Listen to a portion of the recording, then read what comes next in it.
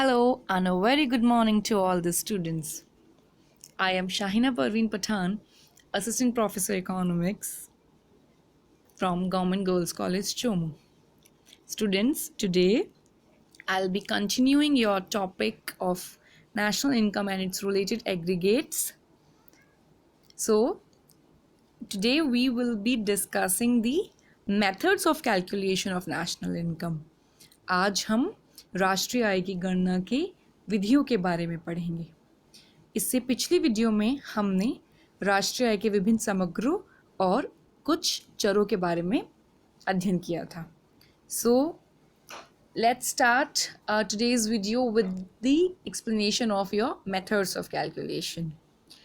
Number one method is the method which is known as the product method. सबसे पहला आपकी जो विधि है राष्ट्रीय आय की गणना की वह है उत्पादन विधि,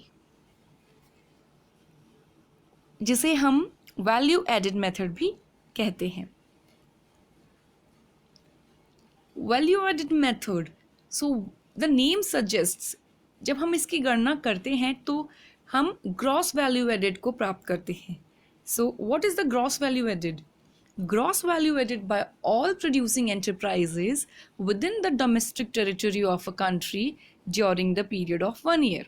अर्थात एक वित्तीय वर्ष में एक देश की घरेलू सीमाओं में सभी क्षेत्रों द्वारा किया गया उत्पादन या किया गया सकल मूल्य संवर्धन ही ग्रॉस वैल्यू एडेड कहलाता है.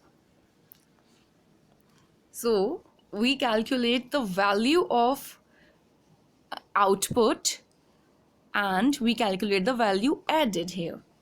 हम सबसे पहले यहाँ पर क्या कैलकुलेट करते हैं? उत्पादन का मूल्य और फिर मूल्यवर्धन. Value of output is calculated by the formula sales plus change in stock. उत्पादन का मूल्य कैलकुलेट करने के लिए हम तीनों क्षेत्रों, प्राथमिक क्षेत्र, द्वितीय क्षेत्र और तृतीय क्षेत्र, that is your primary sector, secondary sector and your tertiary sector, इन तीनों क्षेत्रों के हम क्या लेंगे? बिक्री को लेंगे और उसमें जोड़ देंगे स्टॉक में परिवर्तन को. This will lead to the value of output. Then value of output में से जब हम इंटरमीडिएट कंजम्पशन को डिडक्ट करेंगे तो हमें मिलेगा ग्रॉस वैल्यू एडेड, मूल्यवर्धन. सकल मूल्यवर्धन को प्राप्त करने के लिए हमें क्या करना होगा? उत्पादन के मूल्य में से मध्यवर्ती उपभोग को घटाना होगा. So here there are only two broad formulas. Number one is how to calculate the value of output, and then after deducting the intermediate consumption from the value of output, we will get the value added. This will lead to this value added, which is commonly known as the gross value added, is the GDP at market price. So we have to make it a national income, our national income. हमें इसे राष्ट्रीय आय बनाना होगा. राष्ट्रीय आय हम कौन से समग्र को मानते हैं? NNP at FC, net national product at factor cost.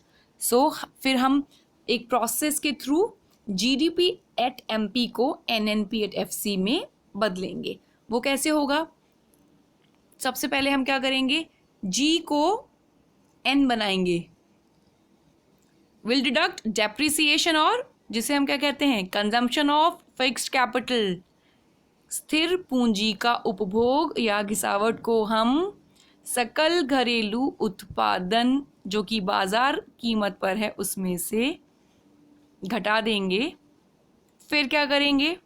इससे हमें मिलेगा NDP at MP. Then we will add net factor income from abroad to make it NNP at MP, and finally we will deduct the net indirect taxes. शुद्ध अप्रत्यक्ष कर को घटा देंगे जिससे हमें प्राप्त होगा NNP at FC, net national product at factor cost, which is commonly and famously known as your national income. So this is your product method. But when we are calculating national income using the product method, we face a few of the problems also. The very important and the basic problem which arises is the problem of double counting, जिसे हम बाद में अगले videos में पढ़ेंगे when we will discuss the do's and don'ts of national income. Then your second method of calculating national income is your income method, I Vidhi. Before understanding the income method, we need to first classify our factor incomes. हमें सबसे पहले क्या करना पड़ेगा? साधन आय का वर्गीकरण, classification of your factor income. Very important thing to be noted here is that national income only and only includes factor incomes.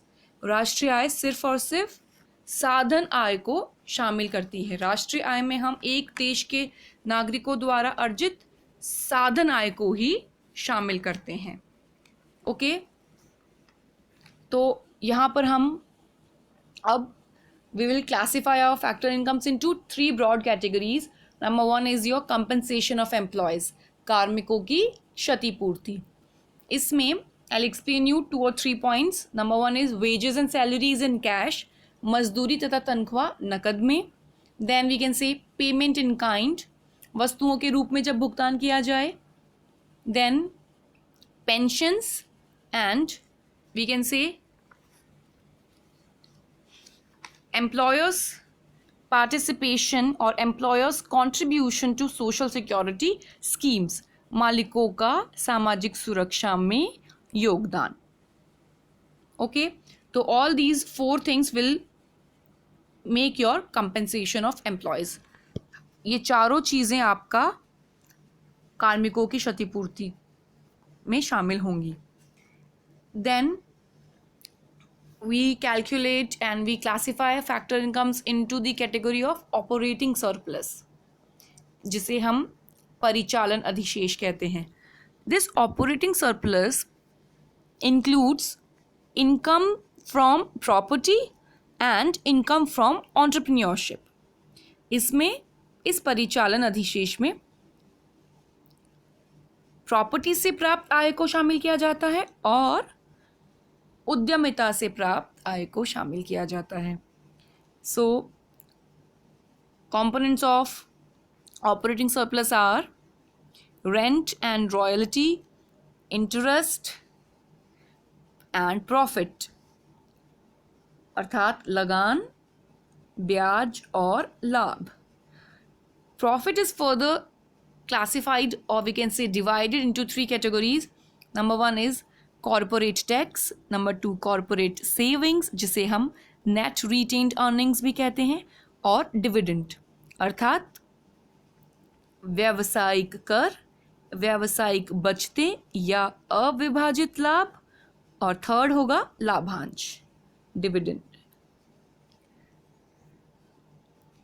Then we need to calculate the mixed income of self-employed persons also. मिश्रित आय को भी हम इसमें शामिल करेंगे. मिश्रित आय से तात्पर्य स्वरोजगार से प्राप्त होने वाली आय से है. When you classify or when we classify our factor incomes into these 3 categories and we add these factor incomes, like we add the compensation of employees, we add the operating surplus generated in the economy, and we add the mixed income, we get our domestic income, that is NDP at FC. Now to make it NNP at FC, इसे जब हम राष्ट्रीय आय बनाना चाहेंगे तो हमें क्या करना पड़ेगा? देखिए आप यहाँ पर क्या है, शुद्ध घरेलू उत्पादन साधन लागत पर. तो हम इसमें विदेशों से अर्जित शुद्ध साधन आय को जोड़ देंगे, जिससे ये NNP/FC बन जाएगा, which is your national income. Then the third very important method the third and the last method, which is the expenditure method. व्यय विधि, राष्ट्रीय आय को कैलकुलेट करने की या राष्ट्रीय आय की गणना करने की तीसरी विधि को हम व्यय विधि कहते हैं.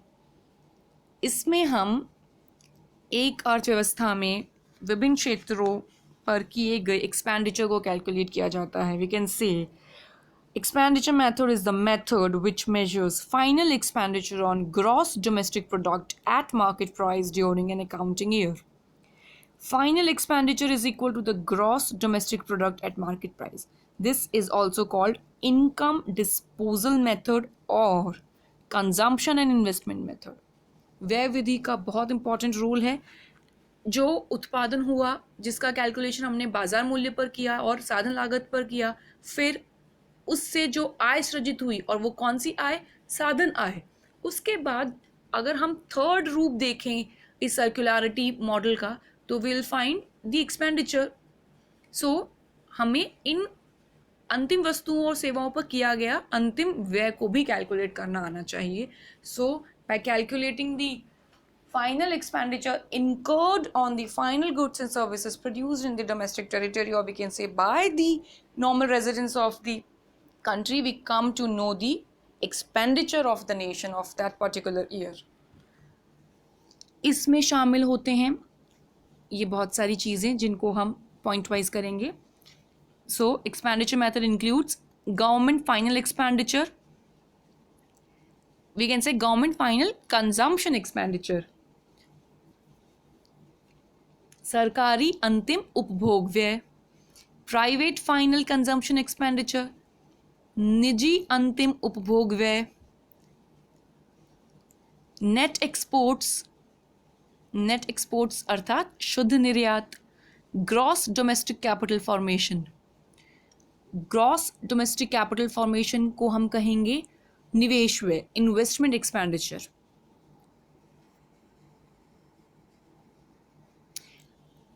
This investment expenditure is further being classified into fixed investment and inventory investment.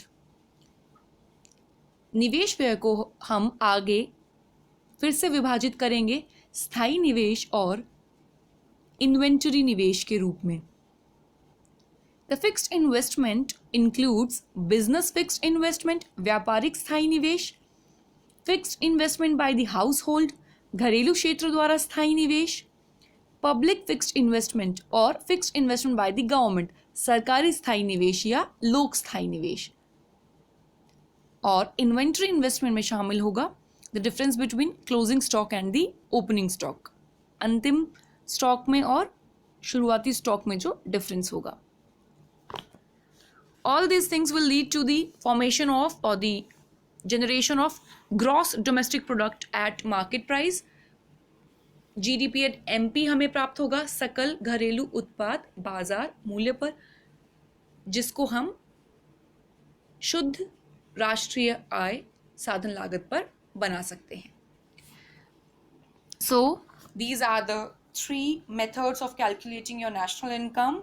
In the next video, I'll be teaching you about the other aggregates of national income analysis, like your national disposable income, private income, personal disposable income, and the difference between the national concepts and the domestic concepts. Or I'll also be explaining you about a few more topics of national income analysis in the later sections or the later videos. I hope you guys have understood the 3 methods of calculating national income.